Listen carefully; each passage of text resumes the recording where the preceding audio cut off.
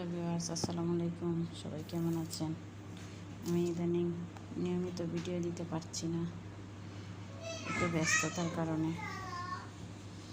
তো আমি বলতে চাই, চ্যানেলের পক্ষ থেকে সবাইকে জানাই স্বাগতম। আশা করি সবাই ভালো আছেন। আলহামদুলিল্লাহ, আমি ভালো আছি।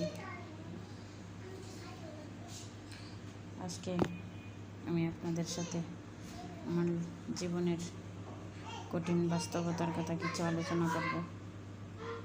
এই যে দেখেন, আমি আচারের চকলেটগুলো বানাচ্ছি। যে চকলেটগুলো বাসায় বসে বানাচ্ছি।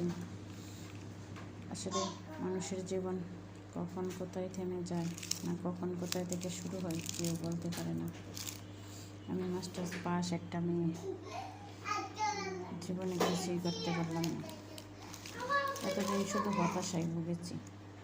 এখন আর সেটা মনের মধ্যে রাখি না। এখন আমার কাছে যে কোনো কাজকেই গুরুত্বপূর্ণ মনে হয়। আপনাদের কাছে কি মনে হয় কমেন্টে জানিয়ে যাবেন।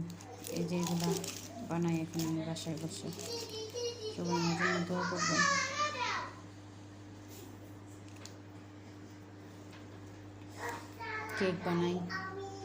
কেক বানাই বিক্রি করি।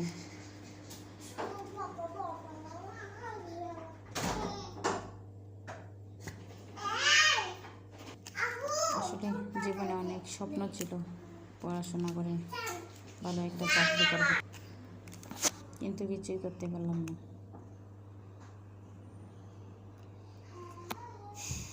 কতদিন মনটা খুব খারাপ ছিল, খারাপ থাকতো প্রায় এই জন্য। কিন্তু এখন নিজেকে সামলে নিয়েছি। কি করব? পরীক্ষা, সরকারি চাকরির পরীক্ষা বেশি দেই নাই, শুধু প্রাইমারিতে দিয়েছি। তো প্রাইমারিতে বয়স যতদিন ছিল পাঁচবার মনে হয় পরীক্ষা দিছি। তার মধ্যে 3বার রিটার্ন এলা হয়েছিলাম, কিন্তু চাকরি হয় নাই। আর নিবন্ধনেও প্রিলিতে এলা হয়েছিলাম 2বার, কিন্তু লিখিত পরীক্ষায় এলা হইতে পারি নাই। এই আমার জীবনের গল্প।